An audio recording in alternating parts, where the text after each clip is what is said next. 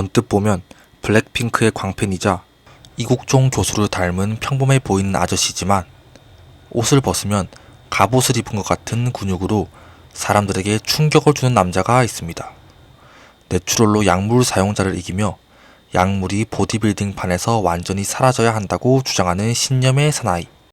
그의 이름은 김승현입니다.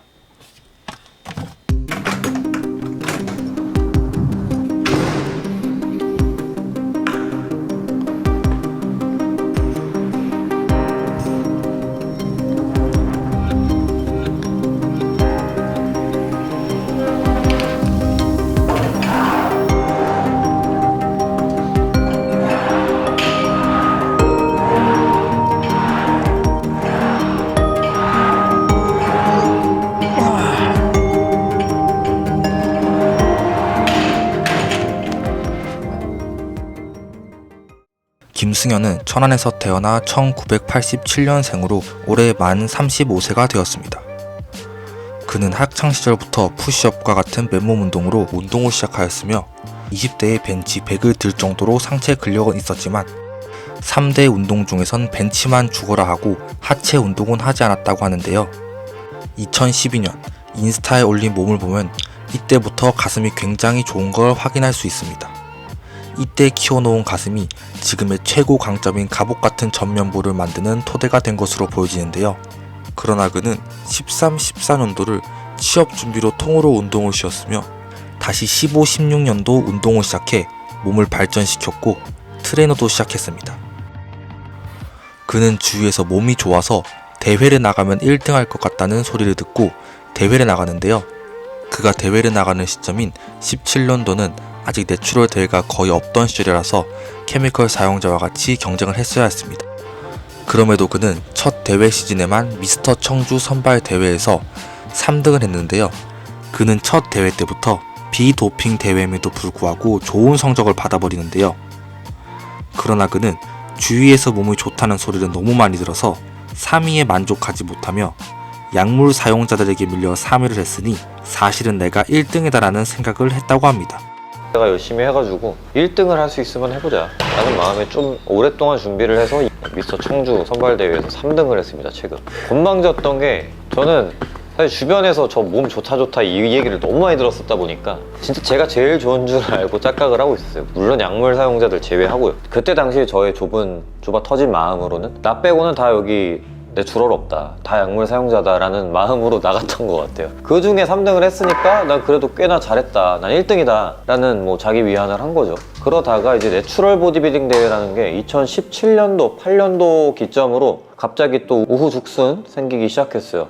그리고 드디어 17-18년도 내추럴 대회가 한국에 들어옵니다. 그렇게 김승현은 내추럴 대회가 생겼다는 소식을 듣고 내추럴 대회에 나가는데요. 김승현은 저번 대회에서 약물 사용자들 사이에서 3등을 했으니 내추럴 대회에서는 1등을 할 수 있지 않을까라는 생각으로 우승을 기대하는데요. 그러나 첫 내추럴 대회에서 전체급 2등을 했습니다. 아직까지는 그가 한국 내추럴 탑을 찍기 전이라는 걸 보여주는데요. 아쉽게 기대했던 우승은 못했지만 2등임에도 불구하고 몸이 좋다는 이유로 1등에게만 주는 프로카드를 받아버립니다. 그렇게 ICM 프로가 됩니다. 김승현은 그 후로도 매년 꾸준히 대회를 나갔습니다. 그러나 18년도 꽤 재밌는 일이 벌어지는데요. 김승현은 맨즈 피지크만 나간 게 아닌 가끔 보디빌딩과 클래식 피지크도 나갔었는데요.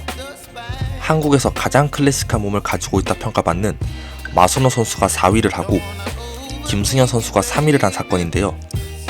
아무리 완성되기 전의 마소노 선수라고 하지만 아직 하체가 많이 부족했던 김승현 선수임에도 불구하고 하체의 사이즈와 신미성을 덮어버릴 정도의 전면의 볼륨감으로 마소노 선수를 이긴 건 꽤 재밌는 일이었습니다. 김승현은 운동을 다시 시작한 15년도부터 17-18년도까지 정석 보디빌딩식 운동이 아닌 맨몸 운동과 퍼포먼스적인 운동을 더 좋아했다고 하는데요. 19년도 때부터 정석 보디빌딩식 운동만 진행을 하며 대회 준비에만 모든 걸 쏟아붓는데요. 비교적 짧고 무겁게와 같은 그의 운동 스타일이 19년도 때 만들어집니다. 19년도 그의 몸은 ICN 세계 내추럴 맨즈 피지크 우승, IFBB 리저널 프로 맨즈 피지크 1위, ICN 세계 챔피언 맨즈 피지크 우승을 하며 19년도에 그의 수준은 웬만한 내추럴 대회에서는 큰 어려움 없이 우승을 할 정도로 김승현은 그때부터 탑급에 올라섰다고 감히 말할 수 있었습니다. 김승현은 다른 국내 보디빌더들과 다르게 해외 대회 출전도 많이 했었는데요. 한 해에 2번이나 해외 대회에서도 우승을 하며 그는 국내에서뿐만 아니라 해외에서도 경쟁력을 갖춘 선수라는 것을 보여줬습니다.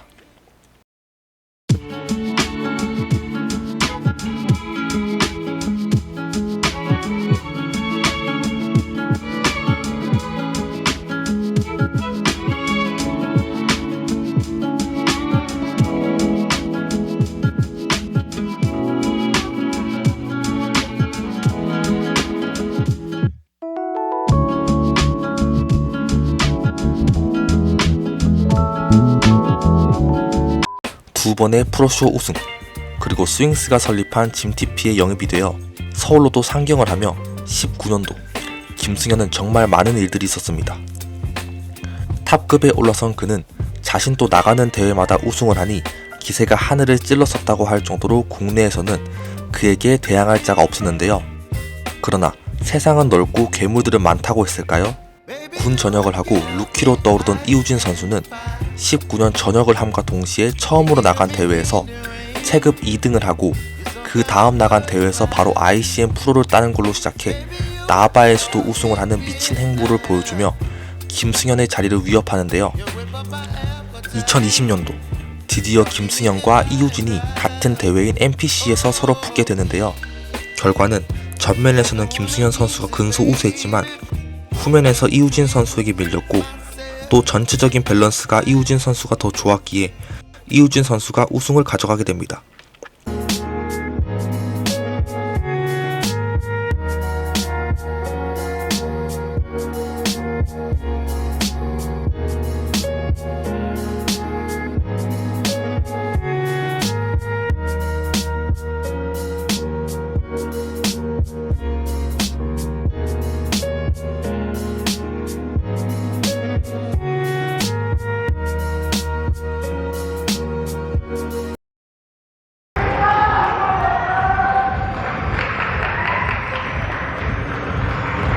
네, 1위 65번 선수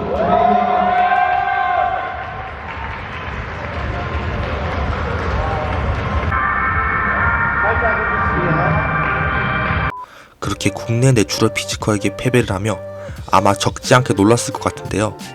또 그는 패배의 이유와 단점이 자신의 등에 있다는 것을 알고 등 보완을 위해 엄청난 노력을 쏟는데요. 등이 강점인 김도겸 선수에게 코칭을 받으며 등 보완에 심혈을 기울였습니다.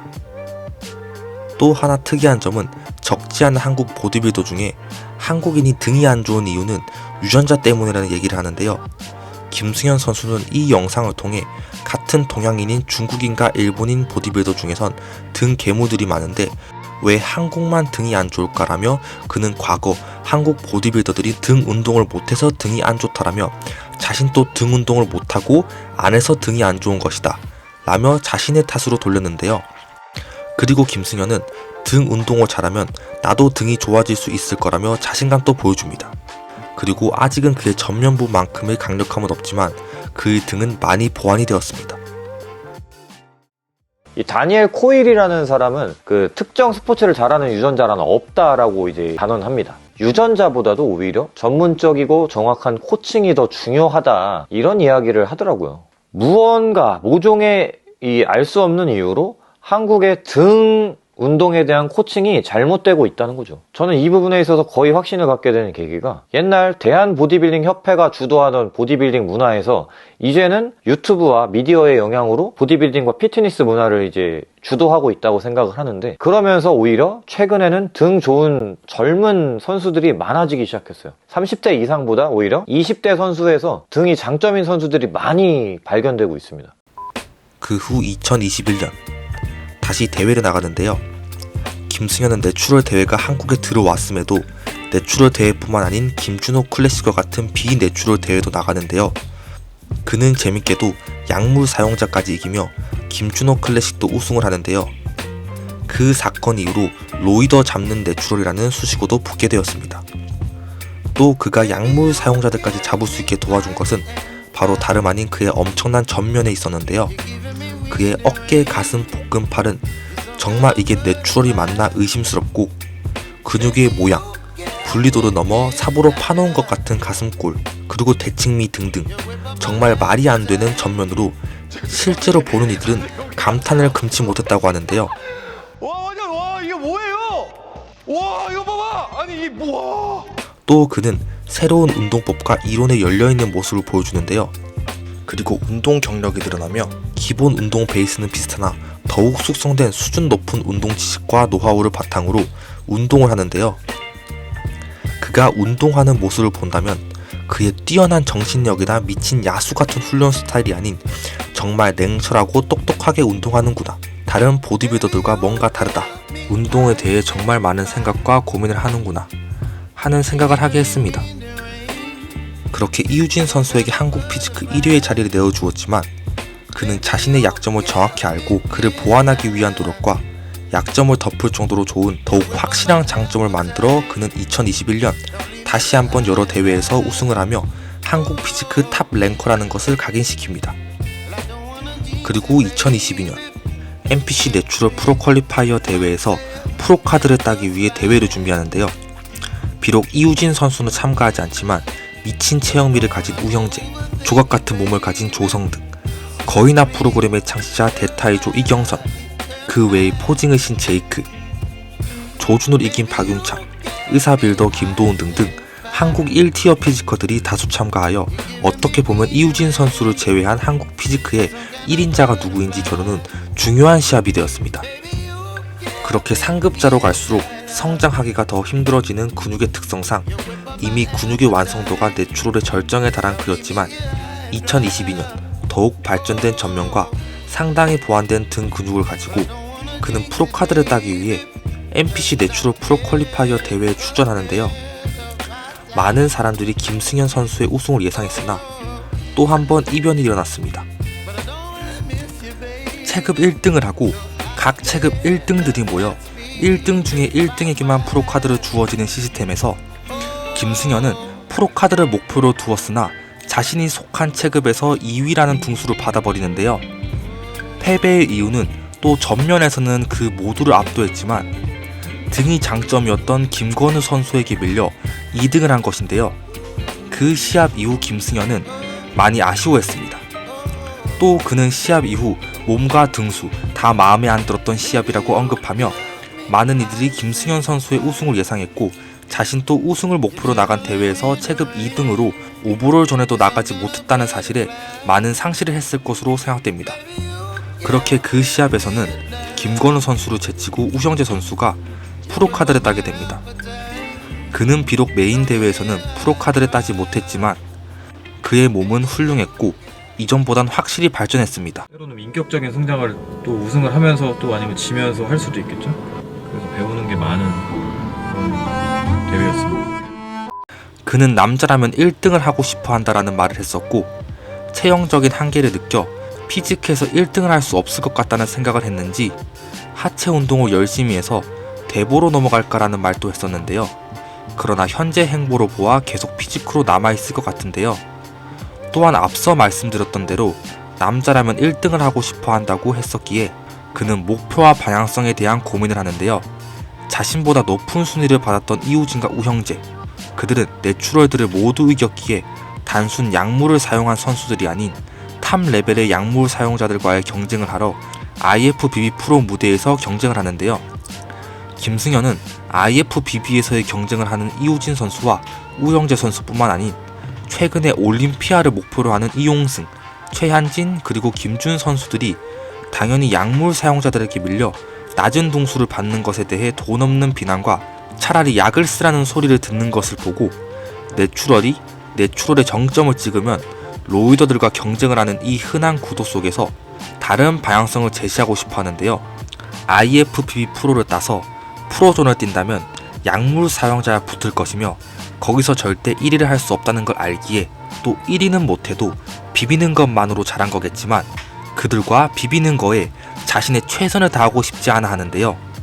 그런 김승현은 한국인 최초로 WMBF 월드 챔피언이라는 IFBB 프로가 아닌 어렵지만 내추럴로 불가능하지 않은 목표를 가졌으며 한국 내추럴 선수들이 잘 가지 않는 새로운 길을 개척하려고 하고 있습니다.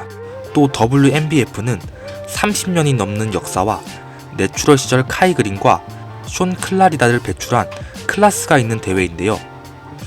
또한 그는 약물에 대한 강한 비판을 하는 사람 중 한 명인데요. 왜 보디빌딩 대회를 나가시나? 나는 왜 나가나?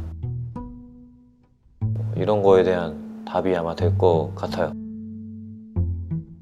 여러분들 스스로 한번 답을 내려보세요.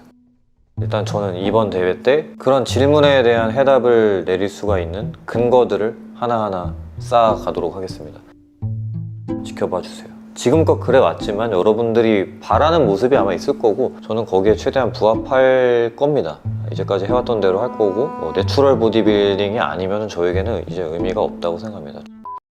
2018년 국내에 처음으로 내추럴 대회가 많이 생겨나며 내추럴 선수 유튜버와 내추럴 운동법, 약물 사용자의 내추럴 대회 출전 논란 등등 과거에는 없었던 새로운 현상이나 이론 그리고 논란들이 많이 생겨났고 그에 따라 다양한 주장이 오고 갔습니다. 그리고 논란이 생기고 주장들이 대립을 이루며 펼쳐진 후에는 한쪽 주장이 주류를 이루고 마무리가 되는데요. 여기서 마지막까지 주류 주장에 반기를 드는 것은 비난받을 용기가 없으면 하기 힘든 일이죠. 대부분 약물을 사용하는 건 상관없으나 약을 잠깐 끊고 내추럴 대회에 나오거나 약을 썼는데 안 썼다고 거짓말을 하는 것을 비판하지만 김승현은 약물은 보디빌딩에서 완전히 사라져야 한다고 주장하는 국내 거의 유일한 현역 선수인데요. 그의 신념은 강했습니다. 그러나 그가 그렇게 약을 반대하는 건 누군가를 불편하게 만들 수 있다는 사실을 알고 있음에도 불구하고 그는 누군가는 해야 할 일이다 라고 말을 했는데요. 사실 정말 어려운 거지만 아무리 뭐 올림피아나 뭐 메인 스트림, 보디빌딩의 메인 스트림이 약물을 주도하더라도 누군가는 계속 안 된다, 잘못된 거다, 바꿔야 한다고 얘기를 해야 되고 그 누군가가 그냥 저는 제가 되기로 한 거죠. 이런 주장을 아무나 한다면 분명 심한 반박을 당할 수도 있겠지만 그는 내추럴로 로이더를 이긴 실력자이기에 이런 주장에 더욱 힘이 실리는 것 같습니다. 갑옷 같은 전면과 체형적인 한계에서 최선의 몸을 만들고 남부럽지 않은 커리어와 내추럴이 가야 할 새로운 방향성을 개척하며 자신의 신념을 굽히지 않고 앞으로 나아가는 이 사나이의 이름은 김승현이었습니다. 경계심이나 경각심을 이렇게 계속 네. 대중들한테 근데 사실 저도 이 역할을 하고 싶진 않아요.